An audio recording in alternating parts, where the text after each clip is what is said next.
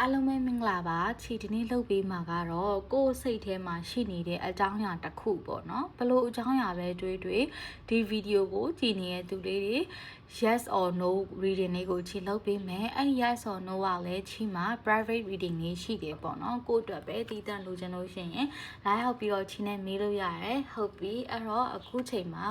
ကိုယ့်ရဲ့စိတ်ကိုအာရုံစူးစိုက်မယ်ကိုယ်စိတ်ထဲမှာကိုတွေးချင်တဲ့အရာလေးတစ်ခုကိုတွေးထားအဲ့အရာလေးကဖြစ်မြောက်လာမှာလားဆိုတာကိုခြေနဲ့တူတူကြည့်မယ်အဲ့တော့အခုချိန်မှာဒီဗီဒီယိုကိုကြည့်နေတဲ့သူလေးတွေပေါ့နော်ကိုတွေးလိုက်တဲ့အရာကတကယ်ဖြစ်လာမှာလားမဖြစ်လာဘူးလားဆိုတာကိုကြည့်ရအောင်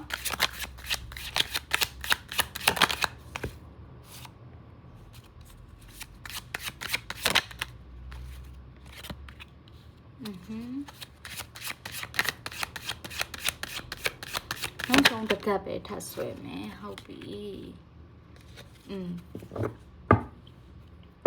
အဲ့တော့ဘာကိုတွေ့ရလဲသိလား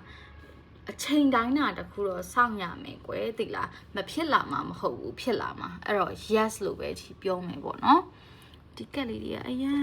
လှတယ် yes လို့ပဲဒီပြောမယ်ဘယ်လိုမျိုးလဲဆိုတော့ငွေကြေးပိုင်းဆိုင်ရာနဲ့ပတ်သက်ပြီးတော့ဒီဗီဒီယိုကိုကြည့်တဲ့သူလေးတွေကိုစိတ်ထဲမှာတွေးလိုက်တယ်ဆိုလို့ရှိရင်တော့ yes အချိန်တိုင်းတာတစ်ခုယူရမယ်တစ်ပတ်လောက်ကြာမယ်9ရက်10ရက်လောက်ကြာမယ်ပြီးလို့ရှိရင် yes အဆင်ပြေသွားနိုင်တယ်ကိုယ်စိတ်ထဲမှာကြံရွယ်နေတဲ့အရာတစ်ခုကိုလုပ်မယ်ဆိုပြီးတော့စဉ်းစားနေတယ်ဆိုလို့ရှိရင်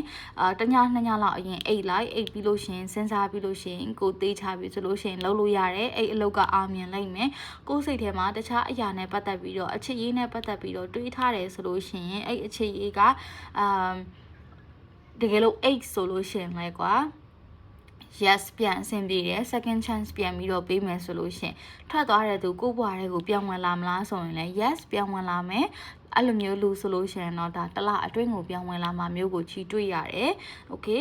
တခြားပညာရေးနဲ့ပတ်သက်တဲ့အဲ့လိုမျိုးကိစ္စတွေမေးထားတယ်ဆိုလို့ရှိရင်တော့ကိုစူးစမ်းအားထုတ်ရမယ်။ကိုစူးစမ်းအားထုတ်တော့မှအဲ့ဟာက yesကောင်းကောင်းမွန်မွန်နဲ့အောင်မြင်သွားနိုင်မယ်။နိုင်ငံသားကန်ဆိုလို့ရှိရင်လည်းအဲ့လိုပဲအစမှာတော့စိတ်အနှောက်အယှက်ဖြစ်စရာလေးတွေရှိမယ်နောက်ပိုင်းတော့ကိုသွားရမယ် yes ပေါ့နော်အဲ့တော့ဘယ်လိုကိစ္စမဆိုကိုနဲ့ resonate ဖြစ်တာကိုယူပေါ့နော်အဲ့တော့ကိုအတွက် private reading လေးလိုချင်လို့ရှိရင်ချီကိုလာပြီးတော့မေးလို့ရတယ်အဲ့တော့ဒီဗီဒီယိုကြည့်နေတဲ့သူလေးတွေအားလုံးကံကောင်းကြပါစေနော်